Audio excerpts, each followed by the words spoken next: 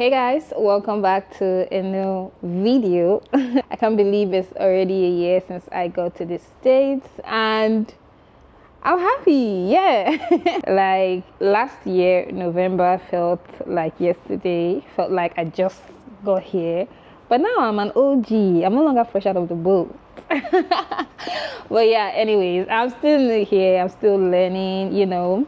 Today's video is going to be about my experience, or how my experience has been since I got here. So sit back, relax while we talk, while we gist, and while we catch up.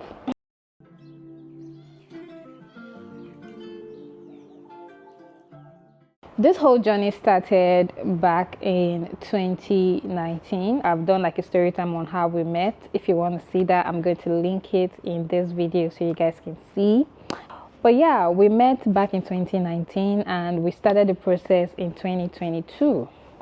And it was a long process here. It was a very long one. After getting approved and everything, it was time for the interview date. I don't think I told you guys about how stressful it was for me to get my interview date. I was stressed out because the last time they released the date for 2023 was in May. It was almost August and they haven't released the date. Everybody was kind of panicking in the group and everything. And I'm so glad that I joined the group. That group has been such a blessing. Like even to my adjustment of status, I got all my information from that group and I got approved. The day I actually got my interview date, a night too, I had to pray to God. I was like, God, I want to sleep because I haven't been sleeping. And I actually joined two groups. One, we would share the time that we check for interview dates. I was around 3:05 p.m. in the afternoon. So that's when I check. When I check, I'll take a screenshot and put it in the group. And I'll be like, oh, there's no date and things like that. Couldn't sleep. What if I'm sleeping and dates are out and then I'll miss the date? So I had to pray to God. I was like, God, I want to sleep. I am tired. I've been up. I've been stressing out for days and I haven't gotten any date. I think I waited for a week and I was already stressed, guys. So I prayed and I slept. So that day I was about to upload a YouTube video and I got a message from the main group I was in. They said dates are out, go check. I went onto the site, I saw it, I clicked the date and I got September 18th. Thank God I got approved on my interview day and yeah, that's why I'm here today. Left Nigeria November 2nd, 2023 and that day was a very emotional day for me. I almost missed my flight.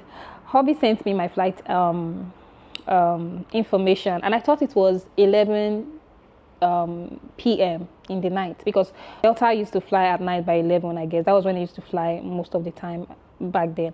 So he called me and was like, hope you're getting ready to leave very early in the morning. I was like, why would I be leaving in the morning when my flight is for nighttime? And they said, check your flight ticket. That was when I checked it. It was 11 a.m. And then he told me they just moved it to 12 p.m. So you better get ready in the morning and leave. So I went to meet my mom. I was like, Mom, I'm leaving in the morning. It's no longer in the night too, because she was already thinking I was going to leave at night. When I told her that, I saw she was so sad. So I was like, oh, it was kind of sad. But yeah, that morning I overslept. My mom came to wake me up because she thought I was praying. So she left me, she thought I was praying. So when she came back, it was around like 7, almost 8 in the morning. So she was like, are you still praying? I wasn't praying, I was sleeping. So I rushed to the bathroom, had my bath. And on my way to the airport, there was a little bit of traffic. And I was so scared. I thought I was going to miss my flight. But getting to the airport, it was very easy for me to check in because, I had Sky Priority. And when I got there, they checked me in immediately. So I was so happy about that. Then saying goodbye came. So saying goodbye to my family was one of the hardest things ever. My mom was crying and I was crying. My siblings were crying. So it was so emotional. And the guys there, what are their names? The security guys were telling my sisters not to cry again, that they will soon come and meet me. But when I got into the plane, when I already said goodbye, I knew that was it. There's no going back. In my video, I said, see you in 10 years. Like Nigeria, I think I'm serious about that. I think it's 9 years to go. One down, 9 years to go. From Lagos to Atlanta was a very nice flight. I enjoyed my flight. I slept a little, watched movies, and it was a very nice flight. But landing in ATL It's a very big airport and it's one of the busiest airports in the world. So it was really like everybody was just moving fast. So getting to the immigration office, I was also kind of drawn back because when I got there was a man was getting interrogated. Like they were interrogating this man and they checked his phone, and on those messages it was telling someone that he's coming here to work. So they were like, you're coming on a visiting visa and you're not supposed to work. So while everything was going on, they told him that they were going to cancel his visa and send him back to his country immediately. So I was like, oh, that's sad. After the Atlanta craziness, I got on the plane and flew to LAX. The flight from ATL to LAX was one of the worst flights. I was so uncomfortable in that flight. It was so annoying. So coming here, I had just a week to prepare for my wedding. I had to rush. I got my dress from Fashion Nova, my shoes from, I think, Forever 21. I had to like quickly get these things because I'm traveling and my wedding was in Vegas. I encountered a lot of culture shock. The buildings were so big. One thing I was actually happy about was the fact that they don't take their lights. NEPA not this light here. I hate being in the dark. I hate being in a place where there is no light. I knew I wasn't going to experience those generator noise. See, let me tell you guys, I know how to repair gen now because of Nigeria. Nigeria taught me how to repair gen. Self-taught. Generator, count me in. I can repair your gen for you. The buildings was actually one of the things that caught my attention because they were so huge. Like big buildings, big roads, good roads, you know, and yeah, it was just amazing as a whole. The first meal that I ate when I got here was McDonald's, and that was so bad. So hubby was like, maybe it's because it was at night because I landed at night. So maybe it's because maybe the quality of food will be like bad at night. So maybe that's why you don't like it. But now I eat McDonald's. Okay, it's not like it's bad. No, it's not bad. It's not bad. The air is fresh.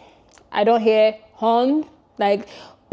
Nobody is doing that one with their car. Everybody is normal here once in a while, but maybe when someone is pissed that you're not moving, like you just stop at the light and you're not moving, maybe the person will horn at you, but normally they don't horn. It's just normal. Everybody they don't press their horn. First impression, yeah, America is beautiful. I want everyone, if you really like this country and you have not been here, I would love you guys, everyone, to actually experience the first time, like experience it. It's a very beautiful, big country. Okay, so cultural differences. There are a lot of cultural differences compared to like Nigeria. In Nigeria, I think I know I posted this on my Instagram where you have to greet your elders. Here, they don't even they don't even care. They will greet you first. They will tell you hi. And I noticed that good morning, good afternoon is not really their greeting. They mostly say hi, how are you doing? And then you answer, I'm fine. And you, that kind of thing. They don't like good morning, good afternoon, sir. And sir and ma, you need to, if you know you're someone that used to add sir and ma in your greeting, I think you need to drop that, especially if you're coming here, because you might see a sir and the sir will say it's not a sir. So just drop your sir and say good morning or whatever you want to say. Better still don't say anything. They are nice people, I'm going to put it that way, both the old, the young. That the people that I've met with, most of them are really nice. And Black Americans, they tend to call you baby a lot. Like when you talk to most of the ladies, they'll be like, baby, I'm good, baby. Like they give you that baby thing. They call you baby. They make you feel at home. And it's so sweet. Like, you're calling me a baby. So, and one thing that I also noticed is that they talk, they share. People will be like, Americans overshare. Yeah, they do overshare, because you might just be talking to someone, or the person might be your boat driver, and the person will just tell you his life history. I remember the day we were going to, I think it was Texas or New York, one of those two. The person was just like telling us about his history, like what's going on in his life and things like that. Where I'm from, everybody's keeping secret too. You don't know who's the witch or wizard pokpoing you. Having to get everything that I want. Like me, I'm a skincare freak. I love getting skincare products. Every time I go to like Walmart, Target, I get new skincare stuff. So coming here, I was very, very happy because I would always get the original stuff. I won't get fake. It's amazing being in a place where things are being controlled. I'm happy. They have like this tipping culture. Sometimes even before the service that they're going to offer to you, you will tip. So it's like a crazy thing to me, because I'm not really used to like tipping and all that because I've never worked before. So I feel like you need to do the service before you tell me to tip. But sometimes like getting my hair done, they would put the tip already on their website. Like getting just normal or back, you're going to pay like $70-$100 to get normal or back done. It's just outrageous. So if you are coming here, let me put this one inside here. If you're coming here, if you know how to braid, if you know how to like weave your hair, it's going to be good for you. Tipping here in America is something that they take very seriously. And I don't know why, especially when you haven't even completed your service. I don't like that. Getting married in Vegas has always been my dream. And even though it was just a week for me to prepare, I actually love my wedding day. It was a day that I really, really loved. Live at the Little Vegas Chapel. Oh, wow. Thank you so much, brother. Can you see me? Yeah, I can, babe. You can see me. I love the high life in Vegas.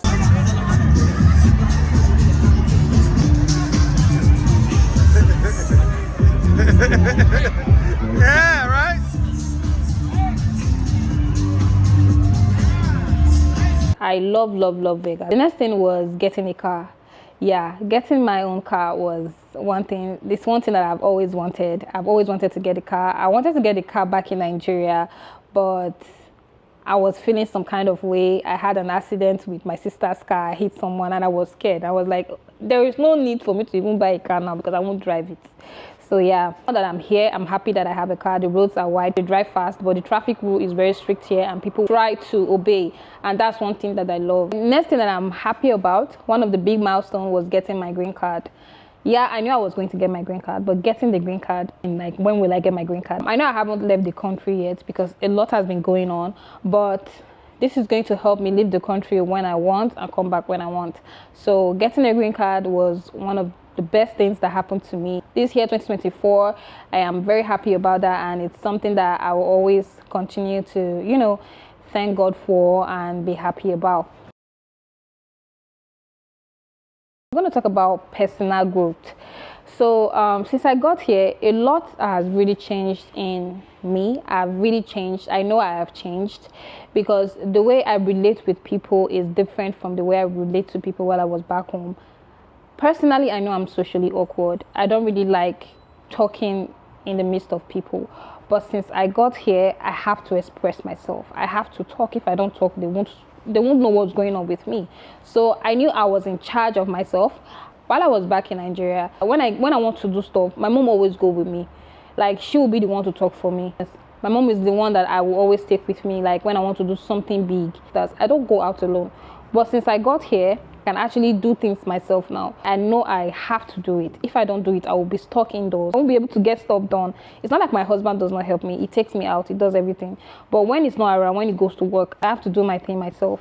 I remember the day when I first got here, I wanted snacks. I was scared of going to the 7-Eleven close to me. Like, I wasn't just comfortable leaving my house going to 7-Eleven. But one day I thought about it. I was like, everybody goes to this place. It's not as if they are going to beat me or even catch me or do anything bad to me. From there, I started going to 7-Eleven. Then I started going on like long bus rides, just seeing how the city was, to like talk to people and understand how they talk, even though they talk fast, like I said. But I was like, now I'm trying to understand people, trying to get to know them, trying to get to know where I live. So I feel like that's a very, very big thing for me. If you don't talk, if you don't connect, if you don't network, you're not going to get what you want. So yeah, that's one of the biggest growth. My favorite moments here in America, it's been a lot. Like, okay, let's say for instance, when I went to New York, I've always loved New York. When before going to New York, my expectations were like here and all that.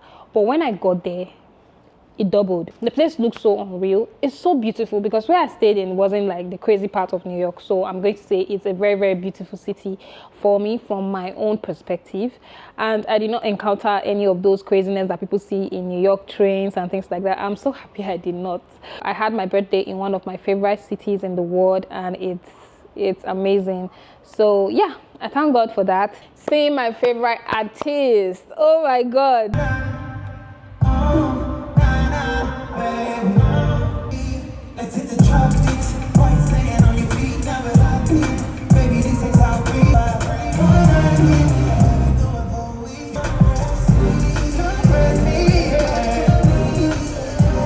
see my favorite artist perform on stage. Oh my God! Like one of the sweetest memories here in America for me. For me, flying on the helicopter in New York. That's actually the first time on a helicopter, and I had fun. It was such a beautiful view, and also being on the boat, sweet experience for me. I loved it. It was nice, but the helicopter topped everything, and also going to the Lakers game.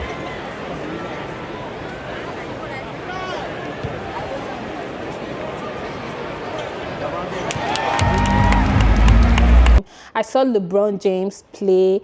I saw, what's that guy's name? Zion play. Zion plays for New Orleans team and LeBron plays for LA team. I really, really loved it because these are celebrities that we only see on TV. Seeing them in real life, I was like, this is how it looks. Okay. These people are tall. They are huge. They're like palm trees. I love traveling. I just want to be at the airport, just catching flights. That's the kind of life I like. Advice for others, for people like moving into a new country, like I said before, just know that your experience is going to be different. Just know that everything you're going to do is going to be different. Okay, coming to America, me for instance, I came through the K1 route, and it was like I had cake waiting for me. It wasn't like me coming here to hustle, if you get what I mean. A lot of K1 applicants, or a lot of K1 people here did not really come to America to, struggle, because first, you won't be able to work. For me coming here, I had a lot of things already set up for me, okay? So my journey and yours is not going to be the same. Living in America, you need to have a good credit score. But coming here, my credit score was like attached to my husband's. And when I decided to get my own bank account and things like that, my credit score is so high that even people, I get like mails from banks asking to give me money, asking to do things for me, go get a car loan, get a house loan, things like that. Everybody's own is not going to be the same, okay? I'm just using this as an example. Also, coming here, you don't have to do like you know it all. If you are new here, act like the novice that you are. Don't come here and start acting like you know more than the Americans. Don't come here and start acting like you are better than the Black Americans. No, you are not. There's this stereotype that people will be like, oh, Black Americans are this or that. That is just online. They are one of the nicest people that I've ever met. They talk to you with respect. Yeah, there are people that talk to you rudely. They are everywhere, even back home. They talk to each other anyhow. So you don't expect everybody to be good to you anywhere you go to. Remove that stereotype from your mind. Go into someone's country and be like, oh, I'm better than this person. Do not do that. We Nigerians, we are one of the proudest people in Africa, or let me just say in the world. Another person from another country coming to our country and start acting all bougie, we'll send that person away. So let's respect ourselves in other people's country. Let's be good to ourselves. That's it for this video, guys. And thank you guys for watching, and I hope you guys enjoyed this video, and I'll see you guys in my next one. Bye.